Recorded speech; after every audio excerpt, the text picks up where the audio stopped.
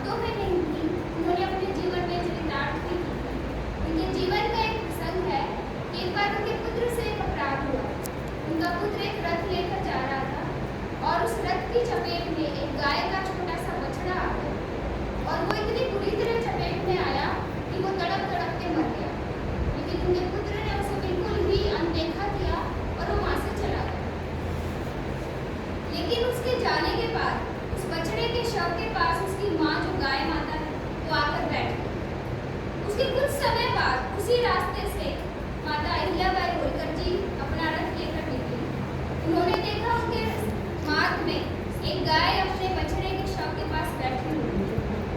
उन्होंने उतर के सारी परिस्थिति को भागने का प्रयास किया। बहुत से लोग इकट्ठा हो गए। उन्होंने पूछा कि किसने किया, और सभी लोग चुप थे क्योंकि वो चाहते नहीं थे कि अपने मुख से नाम ले लीजिए आपके पुत्र ने ही किया है। फिर भी उन्होंने पड़ताल की तो उन्हें पता चला कि ये कार्य उनके पुत्र के द्वारा हुआ। वो सीधी राजमहल गई। उन्होंने अपने पुत्र वधू को बुलाया और अपने पुत्र वधू के समक्ष एक प्रश्न रखा कि मैं आज तुमसे एक प्रश्न पूछना चाहती हूँ। यदि एक माँ के सामने उसके बेटे को तड़पा तड़पा के मार दिया जाए और मारने वाले से चाहे वो गलती से मरा हो वो उसे नजरअंदाज करके चला जाए तो उसके साथ क्या किया जाना चाहिए? तो उसके पुत्र वधू ने ये कहा कि ऐसे व्यक्ति को तो मृत्यु दंड दे देना चाहिए।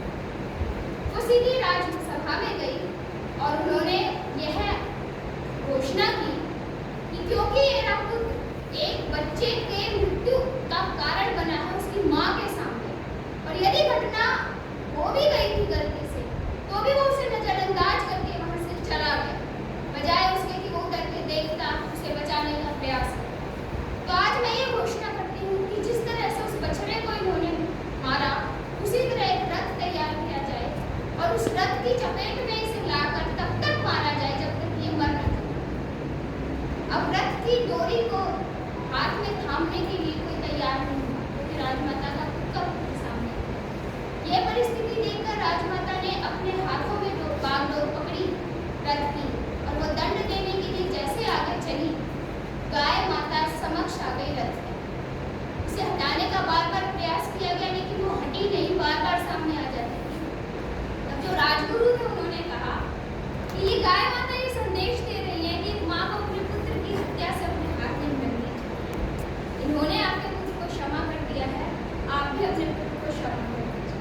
लेकिन इस घटना का मर्म देखिए कि एक नारी को जो ये कह देते हैं कि पुत्र हो में कुछ भी कर सकती है, वो इतनी सशक्त एक शासिका थी जिन्होंने न्याय को अपनी ममता से ऊपर रखा। और जो अनेकों कार्य दीदी ने बताए, भारतीय संस्कृति के गौरव का पुनरुत्थान यदि किसी ने किया तो वो सशक्त स्त्री का एक उदाहरण है राजमाता, जो राजमाता से लोक माता बनी अहिल्याबाई।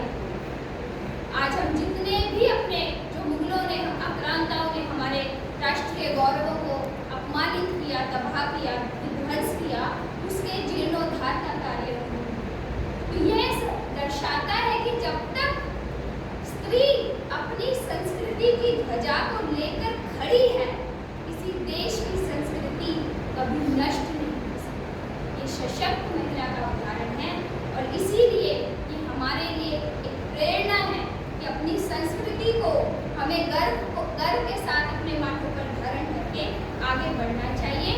घर परिवार